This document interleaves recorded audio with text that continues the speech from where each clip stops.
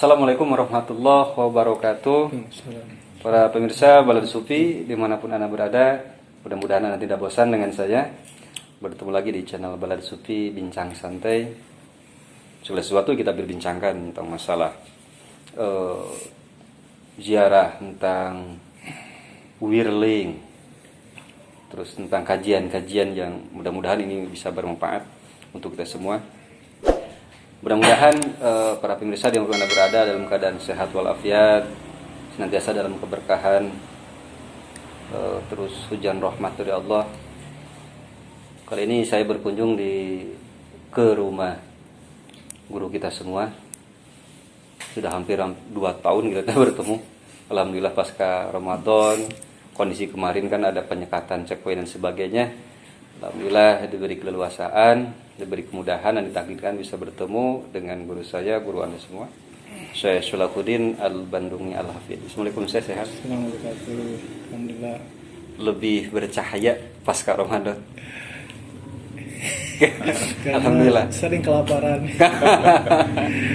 Jadi dari imbas sering kelaparan, kehausan, jadi cahayanya semakin muncul ke permukaan. Oh emang ada dampak itu dari puasa? Oh iya, kalau orang banyak makan itu bisa meredupkan cahaya jiwa dan dirinya. Karena itulah kalau kita biasa menahan hawa nafsu ya, antaranya makan minum bisa mengangkat atau menimbulkan cahaya yang kita miliki. Insya Allah. Makan emang berpengaruh kan secara zohir, secara batin berpengaruh.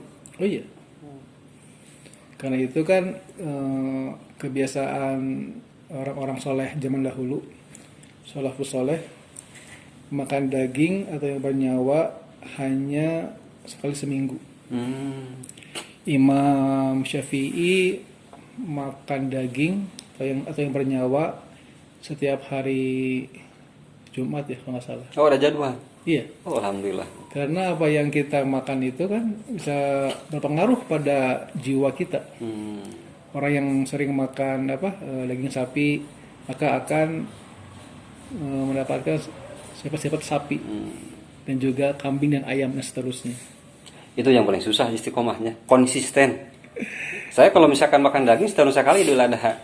Yang kedua bonusnya kalau ada undangan, hajatan, baru itu bisa gitu. Itu lebih baik berarti ya. Lebih jarang lagi makan yang bernyawa. Lebih irit, lebih oportunis gitu. Jadi langsung rencana kita membahas tentang Palestina. Ya, viral sekarang. Yeah. Masalah Palestina. Tapi di Mukadimah tadi sesuatu yang baru saya dengar. Jadi apa yang kita makan berpengaruh kepada aura kita. Iya. Baik secara zahir maupun batin kan seperti itu. Aura dan juga sifat kehewanan kan bisa kita miliki karena dari pola makan yang Terus berlebihan. Rasul sendiri pola makannya seperti apa? Oh iya, beliau sangat juga membatasi ya makanan terutama yang bernyawa. Lebih memilih makanan yang simple seperti kurma ya, buah-buahan. Juga makan kambing juga, tapi tidak sering. Tidak sering. Iya, tidak sering. Yang membedakan kita dengan Rasul mungkin di sisi itu kan. Cara pemilihan menu. Yang pertama cara pemilihan menu, jadwalnya. Iya. Yang kedua mungkin objek yang dimakannya. Kalau kita kan nggak ada nasi kan orang lain kita makan kan. Kan tipe manusia emang seperti itu kan. Iya, iya. Pertama dia berpikir yang pernah kita bahas, mungkin pemirsa ini jangan ditiru kan. Manusia kesenangan bila ada teman itu maka. Ada orang-orang yang fakir, begitu bangun dia berpikir saya makan dengan apa. Yang kedua mungkin ekonomi ya menengah, enak makan kalau ditemani. Ada tipe yang ketiga nih, ketika bangun tidur dia berpikir saya makan siapa nih. Jadi ya mungkin ini tanda-tanda akhir zaman mungkin. Iya. Jadi ya perlu kita tahu orang di bawah sana ya banyak yang berpikir apa besok. Kita mungkin diberikan banyak rezeki bisa makan sehari 3 kali, tapi banyak juga orang-orang yang di luar sana harus berjuang keras untuk makan setiap hari. Saya juga pernah melihatnya. Jadi tidak boleh hidup itu. Perlu perjuangan dan juga pengorbanan yang luar biasa hanya untuk makan saja. Termasuk kondisi pada saat ini nih, saudara-saudara kita di Palestina. Iya. Kita kan masih bisa leluasa lah gitu lah. Kita nggak punya makanan, kita asal ada pintu terbuka kita kan mesti dapat makan kan. Ini kalau di Palestina kondisi sekarang pasca kemarin serangan Ramadan luar biasa. Informasinya ketika kita podcast kemarin banyak hafid yang situasi mencekam, serangan, logistik ya kurang, tapi masih bisa menghafal Quran. Ini yang luar biasanya ya. Itu juga solusi buat mereka untuk mempunyai kekuatan yang terus ada, yang selalu muncul dalam diri mereka, kembali pada Allah, yang tadi dengan cara Al-Quran. Kalau tidak begitu mungkin juga akan membuat mereka lebih stres ya, karena keadaan yang berat, keadaan yang genting, perang, bom di mana-mana, yang korban juga. Sehingga jalan yang terbaik untuk membuat mereka tenang diantara dengan baca Al-Quran dan menghafalkannya kan. Fazakir bil Qur'ani may yakhafu wa'id al-ayat.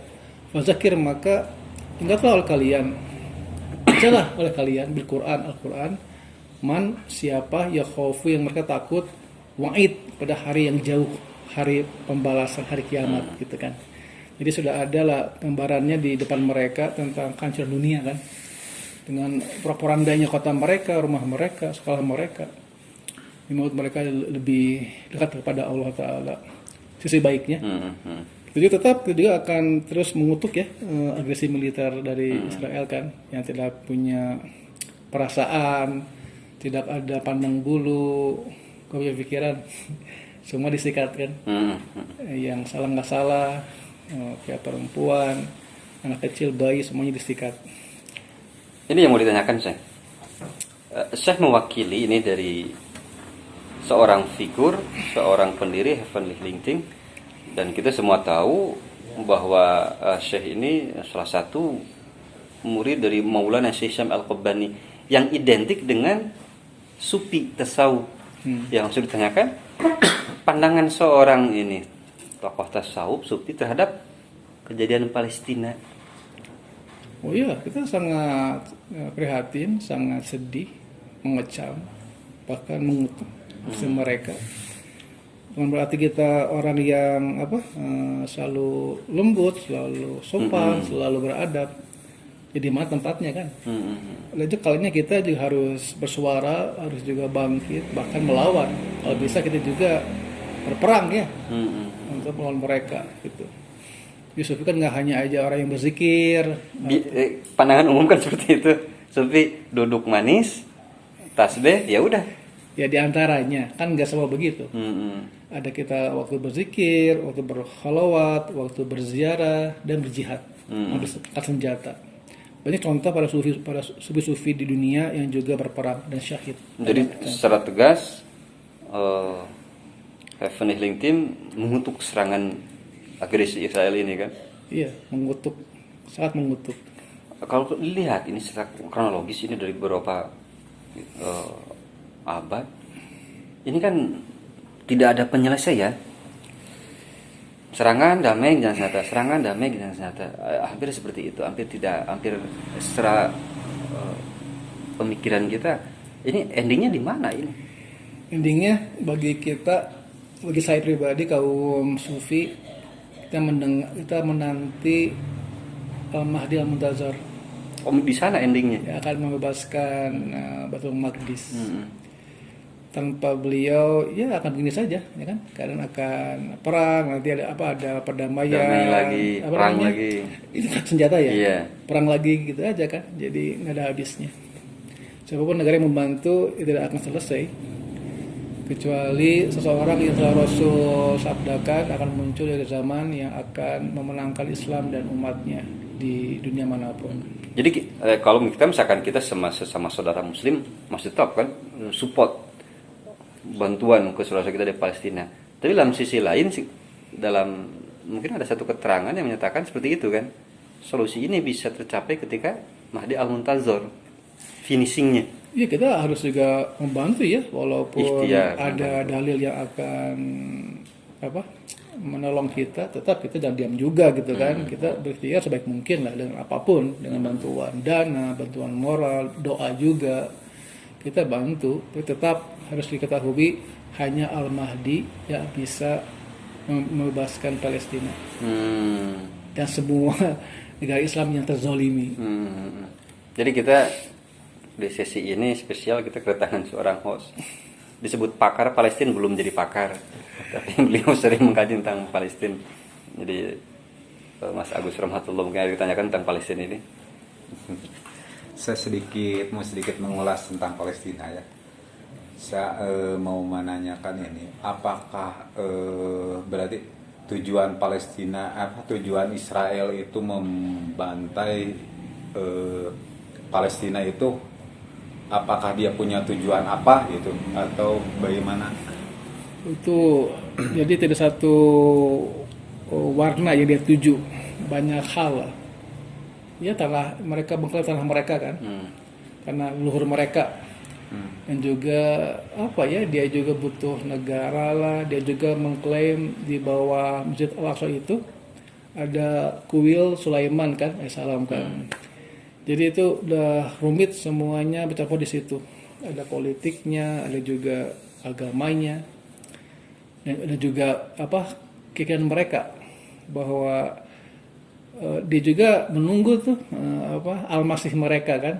Oh sama, mereka juga berpikiran seperti itu. Tapi kan siapa ya itu yang akan datang kan. Jadi itu akan turun di tanah Palestina itu Al-Masih.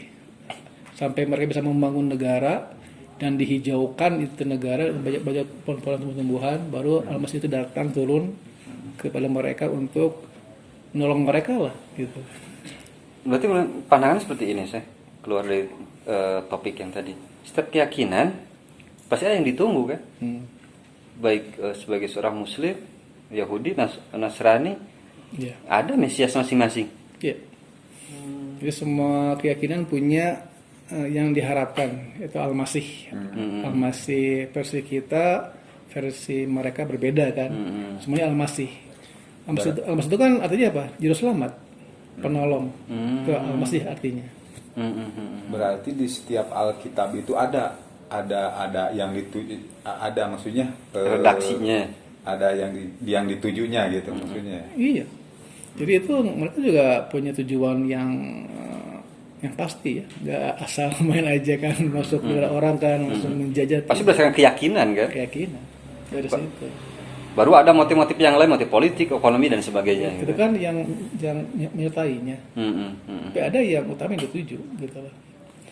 Jadi gini, ada namanya Yahudi kan, jadi Zionis itu beda. Kalau Yahudi belum tentu Zionis. Kalau Zionis pasti Yahudi kan. Nah jadi orang-orang yang ingin membuat negara di tanah itu adalah Zionis namanya. Yahudi kan juga ada di mana-mana kan, ada di Eropa, ada di negara mana gitu kan. Dan juga tidak semuanya mereka mendukung Zionis, harus tahu juga. Bahkan mereka menentang sama Yahudi gitu kan. Gitu. Ya, kalau sebutan dalam Al-Qur'an itu Bani Israil. Gini, kalau kita mau itu soalnya Nabi Ibrahim punya 2 anak, ya kan? Satu Nabi Ismail, satu Nabi Ishak. Nah, Nabi Ibrahim itu memberikan peninggalan ke Nabi Ismail Masjidil Haram ya, ya kan? Nabi Ishak adalah Masjidil Aqsa yang ditinggalkan oleh Nabi Ibrahim buat Nabi Ishak. Dan Nabi Ishak inilah baru ada munculnya Bani Israel. Jadi Israel artinya Isra, yang berjalan di malam hari khususnya. Tuhan. Jadi orang yang jalan kepada Tuhan, gitu kan. Nah, Ishak, maksudnya adalah Ishakil. Ishak artinya adalah orang yang bergembira. Eli kan, Tuhan, bahasa Ibrani. Ya, Tuhan. Jadi Tuhan bergembira kepadanya gitu kan. Mendengar. Tuhan. Tuhan mendengar kepadanya gitu kan. Jadi disitulah awalnya kan dari ada Nabi Ishak, Nabi Yakub kan. itu punya anak 12 ya kan. Di antaranya Nabi Yusuf kan. Terus Nabi Yusuf pindah ke Mesir, jadi raja di Mesir. Ada juga Nabi Musa kan, terus itu kan adalah Bani Israel. Sebenarnya itu adalah Muslim kayak kita juga. Nah ketika Nabi Sulaiman jadi raja dan dia wafat, setelah mulai ada perpecahan dua kubu di kalangan Bani Israel. Iya, yang murni masih Muslim, ada lagi yang namanya Yudea. Nah inilah yang sekarang jadi mereka itu. Cikal bakal yang sekarang. Dari Yudea itu atau Judaism kan. Kalau semua nabi itu kan Muslim kan. Nabi Ibrahim, Nabi Ismail, Ishak, sampai Nabi Yusuf, Sulaiman semua lah ya. Nabi Isa juga kan Muslim, ya kan. Nah cuman ya biasalah karena sejarah atau pengikutnya ya membuat distorsi sehingga dibuatnya sebagai anak Tuhan atau apa gitu kan kayak gitu. Jadi Yudea ini sudah berlepas dari Taurat. Ya, sudah menyimpang. Kalau Talmud itu Yudea ini. Gini, kalau Talmud adalah namanya seperti apa ya? Jadi rabi-rabi atau para pendeta Yahudi, mereka kan kayak apalah muzakaroh, berdiskusi dari Taurat kan. Itu ada tulisannya, namanya Talmud namanya. Jadi hasil dari pembicaraan para rabi-rabi Yahudi. Terus yang saya kaji, apakah tata cara ibadahnya seperti Muslim dulunya? Ada ruku dan sujud misalkan? Kan kita baru sempurna di zaman Nabi Muhammad kan ibadah itu kan ada ruku kan, ada tidak ada sujud. Sebelumnya tidak sebegitunya sebelumnya itu kan. Kayak setiap nabi punya cara ibadah masing-masing ya kan. Ada sujudnya cuman nggak kayak sujud kita. Ada sujud, ada juga ruku, cuma tidak sempurna ibadah kita.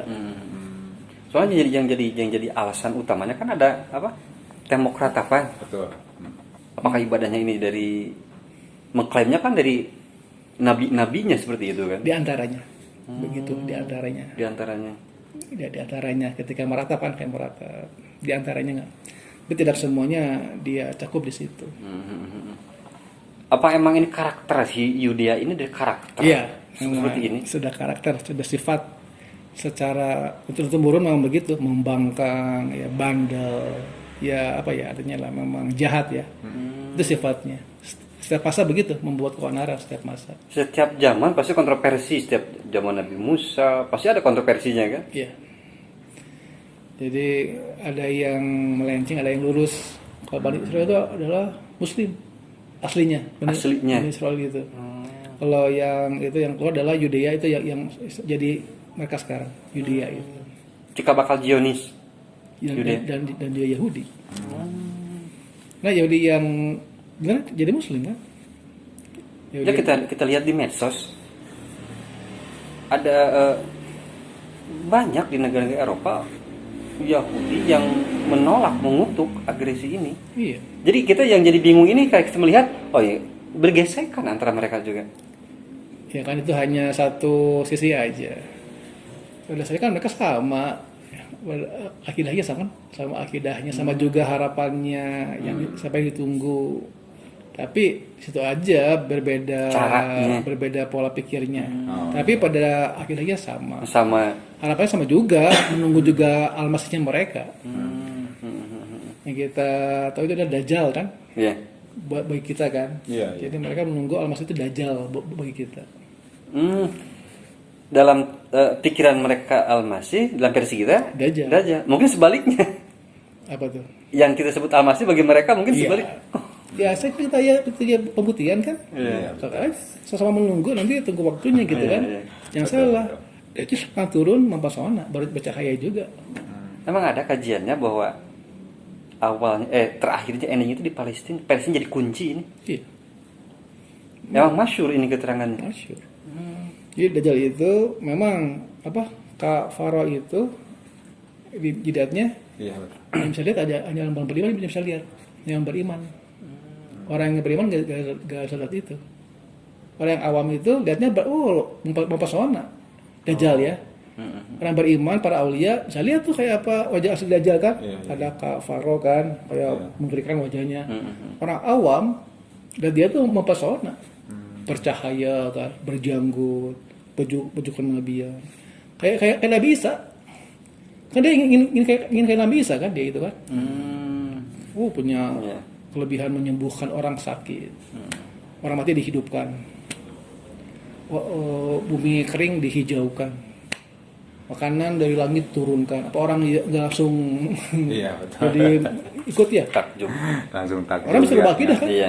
Hati-hati. Kan yang kata Nabi, fitnah yang paling berat fitnah Dajjal kan? Apa doanya? Allahumma inna na'udzubika min syarri fitnatil Masih Dajjal kan berbahaya, nyerang akidah.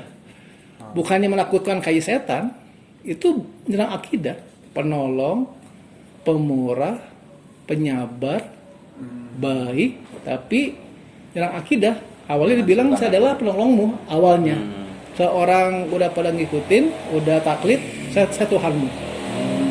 Begitu ya. Kayak nanti Nabi Isa wajib turun ke bumi untuk sama juga Al-Masih kan? Al-Masih. Kan akidah yang udah kacau. Isa harus turun ke bumi supaya ini akidah yang udah orang kerja sebagai Tuhan. Kalau Isa diluruskan bahwa dia adalah fitnah, dia adalah Dajjal. Apakah mungkin dengan kondisi Palestina itu, kondisi dari tahun sekarang puncak di Ramadan kemarin serangan, jadi titik awal bersatunya Muslim? Oh tidak, saya lihat sih ya kita menunggu momen Mahdi saja yang menyatukan orang-orang beriman di semua negara. Ini mah ya kan gitu aja lah, Pak, cuma nanti juga reda ada lagi gitu aja terus kan. Perang damai udah bubar seperti itu kan. Nanti ada lagi perang lagi kayak gitu aja. Tapi tetap kita konsisten membantu kan support. Sebagai kita pahala ya, dalam pahala kita dari doa Allah juga terus kan. Kita tahu apa solusinya, kita teruskanlah bantu semampunya kan, walaupun itu hanya bantuan biasa kan. Berpahala. Jadi doa Allah apa salahnya? Dan Heavenly Healing Team berkomitmen membantu. Kita insya Allah sudah mulai artinya juga harus juga melihat ke arah itu ya. Hanya kita sibuk di bidang pengobatan kan, di bidang zikir, ziarah, dakwah. Mulailah keluar kan. Ada orang-orang nih saudara kita juga butuh dibantu semampu kita, insya Allah. Jadi pemirsa Bulan Supi maupun jamaah Heavenly Healing Team yang di Indonesia, Singapura, Malaysia, bila Anda berniat berdonasi bisa lewat admin Bulan Supi atau HHT ya. Ya, bisa lewat admin. Bisa. Nanti kita sampaikan ke pihak-pihak yang punya akses ke sana, ataupun kameramen kita bisa terjun ke Gaza kan? Bisa. Sambil meliput, memberikan bantuan. Insya Allah mungkin dalam minggu ini kita bisa gitu. Jadi bisa lewat rekening ataupun cash bisa. Untuk yang Bandung Raya bisa, kita nanti ada program bisa ke admin, nanti kita ambil donasinya. Yang di luar di Singapura, Malaysia bisa langsung ke rekening Bendahara HT. Oke, kembali lagi ke topik ini Bani Israel ini. Ini yang lucunya. Ada anekdot seperti ini sih. Jadi secara agen di sana Yudea. Tapi kalau bicara sifat ini bisa di mana saja. Ada anekdot seperti itu. Iya. Ada yang menyerupai misalkan seperti itu. Iya, karena kayak mereka kan sifatnya kan sama, jadi ya nggak ada salahnya juga. Makanya saya takut ini kalau misalnya tes DNA gitu. Sampai sekarang nggak berani tes DNA. DNA nggak ada masalah. Kita nih ya, Yahudi, tapi kan kalau kita bertakwa ya tobat kan lebih baik kan daripada sebaliknya kan, bukan Yahudi tapi kayak Yahudi gitu kan sifatnya. Ya takutnya kayak tokoh-tokohnya kayak Korun, Samiri gitu kan seperti itu kan. Ini sifat-sifat Korun ini kan ya udah sampai di kita kan. Iya. Menyesatkan kan umat. Termasuk menyesatkan orang lain kan, ini sifat-sifat Samiri. Gitu kan. Jadi kan ada ritual-ritual sufi tanpa pemahaman, tanpa dasar yang kuat langsung wah ini sesat. Nah, itu kan sifat-sifat Samiri kan. Sesat dan menyesatkan. Nah itulah Dajjal, Samiri itu kan. Jadi Al-Quran itu namanya Samiri itu Dajjal gitu. Samiri. Nama orang pintar berilmu. Gini, jadi sejarahnya itu kan dia juga punya orang tua, lahirnya kayak kita juga. Cuman yang saya pernah baca itu ketika orang ibunya itu sedang menstruasi bercampur sama suaminya jadi hamil gitu kan. Gitu ceritanya kan. Ketika ya lahir bayi ini juga punya keanehan, sering tidur gitu. Tidur terus. Mungkin bangun cuma setengah jam buat makan, tidur lagi gitu kan. Iya. Dan juga sering tidur di bawah patung berhala gila itu. Ini dia kecil ya. Iya. Sampai dia umur berapa tahun, kemudian datang malaikat sama dia. Dan malaikat, kamu ini kalau mau baik sekali, kalau jahat sekali. Milih mana? Dia milih orang jahat. Ya, jadi kan begitu kan. Yang juga diberikan kekuatan dan bisa jumpa sama iblis langsung jumpa. Yang membuat makar itu ya. bangsa manusia atau bangsa jin? Apa tuh? Manusia. Apakah sudah muncul atau belum, kalau lihat dari maksudnya dari tanda-tandanya yang misalnya dari Al-Quran, apakah sudah? Zaman Musa udah hidup kan? Zaman Nabi Musa udah hidup dia itu kan. Zaman Nabi Isa udah ada juga. Kan dia tuh yang ditangguhkan umurnya yang dipanjangkan oleh Allah. Jadi umurnya udah ribuan tahun ribuan tahun. Jadi untuk pemirsa, bila anda sudah sehat ini harus cek kesehatan semuanya. Ada sindrom Dajjal. Bila anda keseringan tidur, banyak ngantuk, ini mungkin sindrom. Host kita tidak hadir satu lagi nih. Oh, iya. Untung tidak hadir nih. Jadi bila anda banyak mengantuk, makan tidur, ngobrol tidur, itu terkena sindrom Dajjal. Tapi dicurigai. Iya, harus dicurigai, harus diruqyah ini gitu. Ini untuk pemirsa, jadi hati-hati. Jadi emang ini tidak bisa dilepaskan kan, masalah Palestina tidak bisa dipisahkan kajiannya dengan akhir zaman, dengan Dajjal, dengan konsep Al-Mahdi kan. Pasti saling berkaitan. Selain itu kan juga artinya memang harus begitu kejadiannya. Jadi masing-masing agama juga punya keyakinan kan. Kenapa mereka begitu Yahudi? Itu keyakinannya harus begitu gitu. Harus menghijaukan tanah Palestina menjadi milik mereka, biar turun Al-Masihnya mereka. Oh, skenarionya seperti itu kan? Iya. Kalau kamu ingin saya turun, Dajjal, Al-Masihnya mereka, maka harus dulu kuasai tanah Palestina dan juga hijaukan itu, kayak tumbuhi pohon-pohon kan. Iya. Makanya mereka sekarang menanami pohon gorkot. Iya. Itu pohon Yahudi itu. Oh, gorkot. Jadi nanti akan datang suatu masa ketika muncul Imam Mahdi, ketika Yahudi udah mulai terdesak ya, kemudian semua benda itu, semua makhluk akan bersuara, kayak batu juga bersuara, batu dan pohon-pohon juga. Apa kata mereka, ya Muslim, ya Abdullah, hada Yahudi waroi, ta'al faktulhu. Jadi wahai Muslim, wahai hamba Allah, ini ada Yahudi nih di belakang saya. Datanglah ke sini, kata batu, bunuhlah dia. Ila gorkot, kecuali pohon gorkot. Pohon gorkot memang dia malah tidak bersuara, dia malah membantu Yahudi bersembunyi di belakangnya. Pohon gorkot itu. Iya. Innaha min silatul Yahud. Itu adalah pohon orang Yahudi. Gorkot. Jadi informasikan kita juga ada kerjasama dengan Yayasan Dai Peduli. Jadi mereka ada cabang di Gaza. Di Gaza. Nanti mungkin minggu depan kita bisa 2 season live streaming, yang kedua via Zoom. Kita komunikasi, kita hadirkan 2 narasumber yang luar biasa. Ada Syekh Mahmud Al-Khor dan Syekh Salahuddin Al-Bandungi Al-Hafid. 2 hafid nih kita satukan. Yang bingung ini milih hostnya ini. 2 hafid, hostnya ini yang babak belur ini. Kembali lagi ke tema ini tentang Palestina. Jadi si Yahudi ini, Yudea ini mengklaimkan ini tanah mereka, karena mereka orang Palestina, orang Kanaan, gitu kan. Dalam keyakinan mereka kan, gitu.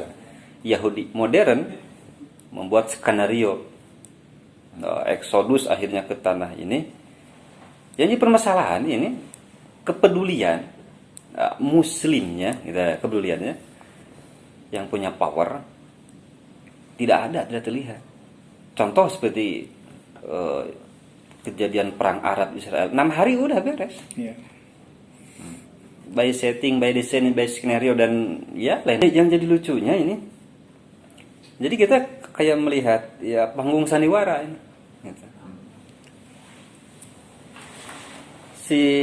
Dalam sisi lain yang paling disorot, yang tadi pernah diulas, mungkin pemirsa juga harus tahu. Jadi sufi diidentikan dengan ya eksklusif menutup diri, tasbih, sila dan sebagainya gitu.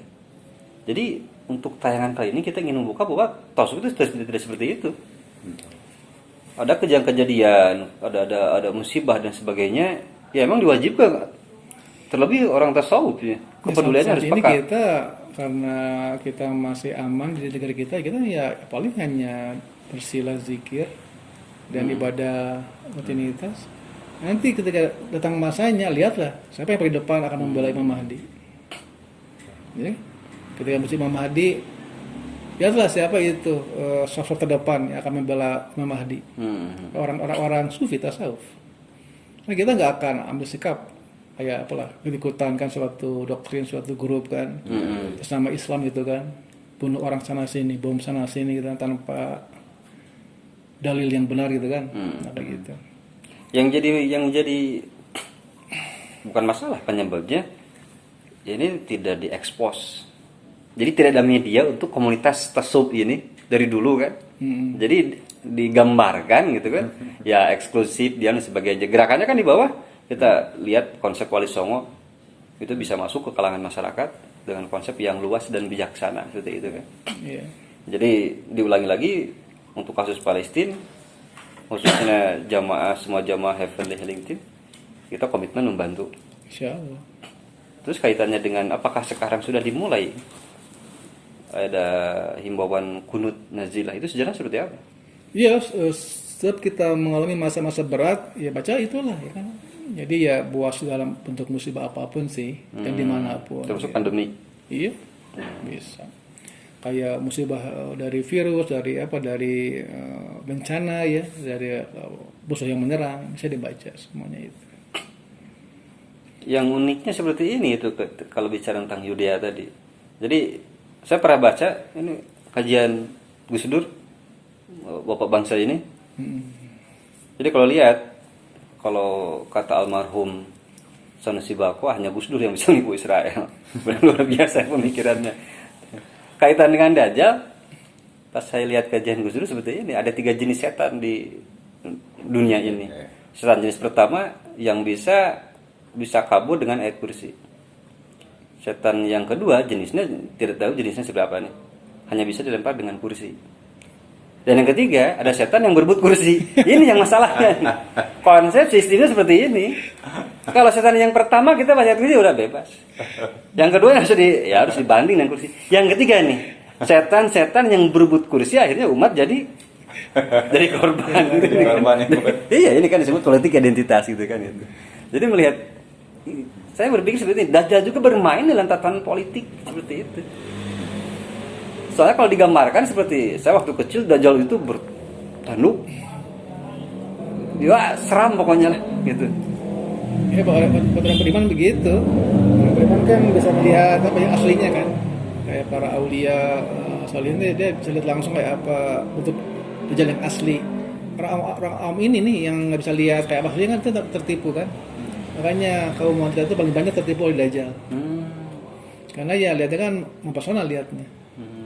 Tidak mengerikan kayak orang beriman lihat kayak apa Dajjal gitu, itu aslinya. Termasuk kejadian-kejadian di Syam ada kaitannya. Iya. Setiap negara Muslim. Sudah lah, kan dia takdir ya sudah berjalan kan sampai nanti tentunya Al-Mahdi alaihissalam. Nanti ke situ akhirnya sih. Gitu. Oke pemirsa, tidak terasa ini sudah hampir 3 jam lebih kan kita dengan persiapan.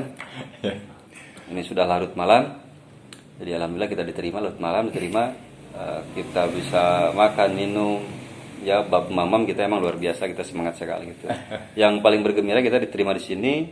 2 tahun kita bertemu ya, melepas rasa kangen dengan podcast ini. Jangan lupa kedepannya ada 2 program nih. Yang pertama, Syekh ini mengadakan program ziarah Wali Songo di bulan Oktober. Maulid. Dan insya Allah kita akan mengadakan seminar ya. Temanya apa sih? Desember. Tentang apa? Tentang tari sufi. Dari Sufi di Bandung. Di Bandung. Terbuka untuk umum atau gimana? Oh iya, untuk umum terbuka untuk umum. Jadi ada 2 program kita agenda untuk ini. Pertama ziarah Wali Songo, yang kedua seminar. Untuk informasinya nanti di Facebook, di fanspage Balad Sufi mungkin bisa disebarkan. Bagi yang berminat untuk daftar bisa daftar. Nanti teknisnya nanti kita bicarakan. Kita masih ada kajian lagi dengan Syekh Salahuddin. Mungkin kita istirahat sejenak. Kita akan membahas tentang syiar dakwah beliau di negara lain, di Uzbekistan. Itu kan. Saya juga berminat ini. Saya ingin mendakwahkan konsep Wali Songo yang kendalanya itu bahasa. Iya. Yang bisa kuasai cuma bahasa Kurdi gitu. Iya. Bisa saya gitu. Kalau kopi bisa, jahara saya kurang bisa. Oke, kita tutup. Mungkin mau berdoa? Oh baik, kita tutup dengan salam. Assalamualaikum warahmatullahi wabarakatuh. Waalaikumsalam warahmatullahi wabarakatuh.